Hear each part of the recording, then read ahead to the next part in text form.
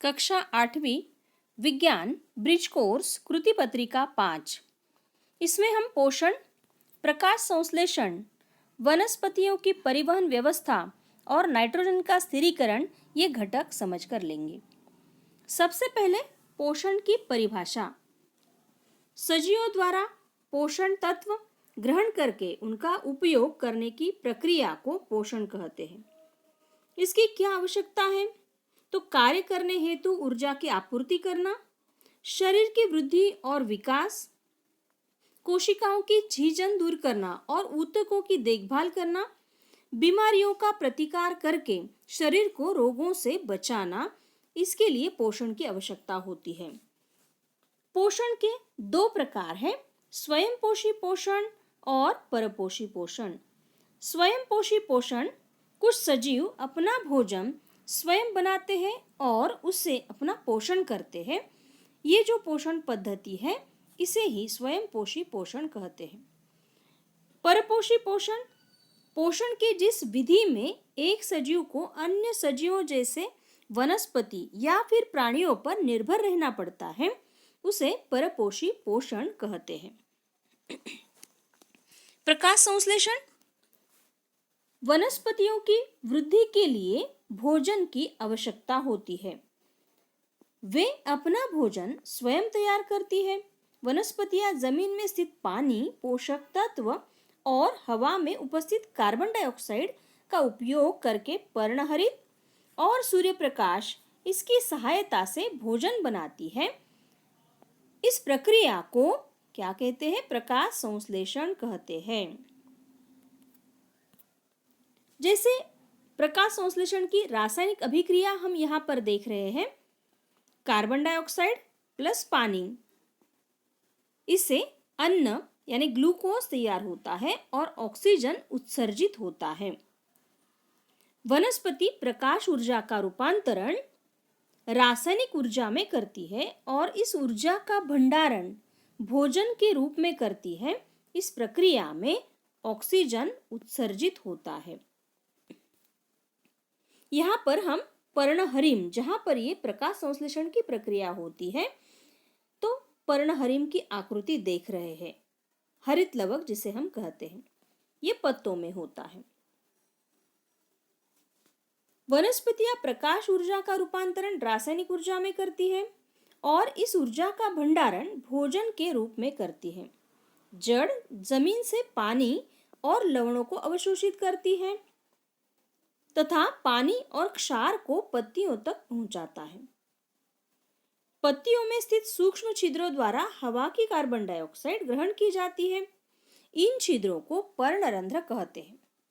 पत्तियों के हरित लवक में पर्णहरित होता है और सूर्य प्रकाश अवशोषित करने में मदद करता है। इस प्रक्रिया में ऑक्सीजन उत्सर्जित होता है। ये जो पर्णहरिम है वो हरी टहनियों में भी होता है और इसीलिए प्रकाश संश्लेषण की क्रिया वहां पर भी होती है। इसके पश्चात है वनस्पतियों की परिवहन व्यवस्था। वनस्पतियों में जलवाहिनी और रसवाहिनी, ये दो रूप में परिवहन होता है।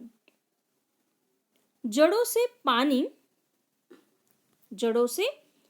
पानी और लवण वनस्पति के अन्य सभी ऊपर के अंगों तक पहुंचाने का काम जलवाहिनियां करती है।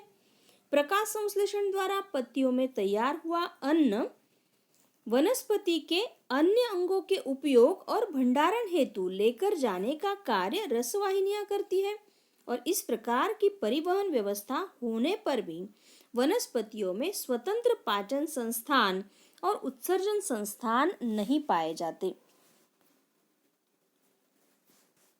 इसके पश्चात नाइट्रोजन का स्थिरीकरण, ये घटक हम देखने वाले हैं। नाइट्रोजन का स्थिरीकरण दो पद्धतियों से होता है, जैविक स्थिरीकरण और वातावरणीय स्थिरीकरण। जैविक स्थिरीकरण में हवा में जो नाइट्रोजन होता है वो गैसीय रूप में होता है, परंतु यह गैसीय नाइट्रोजन वनस्पतियां अवशोषित नहीं कर पाती और इसीलिए नाइट्रोजन का स्थिरीकरण होना यानी उसका यौगिक में रूपांतरण होना बहुत ही आवश्यक है। ये जो नाइट्रोजन का स्थिरीकरण है ये दो पद्धतियों द्वारा होता है, दो प्रक्रियाओं द्वारा होता है, जैविक और वायुमंडलीय। सबसे पहले हम नाइट्रोजन का जैविक स्थिरीकरण देखेंगे। इस पद्धति में दो प्रकार के सूक्ष्मजीव नाइट्रोजन का स्थिरीकरण करते हैं, राइजोबियम एक और एज़ोटोबैक्टर दूसरा। राइजोबियम नामक सूक्ष्मजीव द्विबीजपत्री फलीदार वनस्पतियों की जड़ों पर स्थित गांठों में पाए जाते हैं। यहाँ हम फलीदार वनस्पतियों की जड़ों पर गांठें देख रहे हैं, इनमें राइजोबियम होता है। ये सूक्ष्मजीव हवा की नाइट्रोजन अवशोषित करते हैं, उसका रूपांतरण नाइट्रोजन के यौगिक में करते हैं। इन मिट्टी के एज़ोटोबैक्टर जो होते हैं यानी आसपास की जो मिट्टी है जड़ों के आसपास की, उसमें एज़ोटोबैक्टर होता है। ये सूक्ष्मजीव वायुमंडलीय नाइट्रोजन का रूपांतरण नाइट्रोजन के यौगिक में करते हैं। इस प्रकार से नाइट्रोजन का स्थिरीकरण होता है। बारिश के पानी में नाइट्रोजन डाइऑक्साइड घुलकर उसका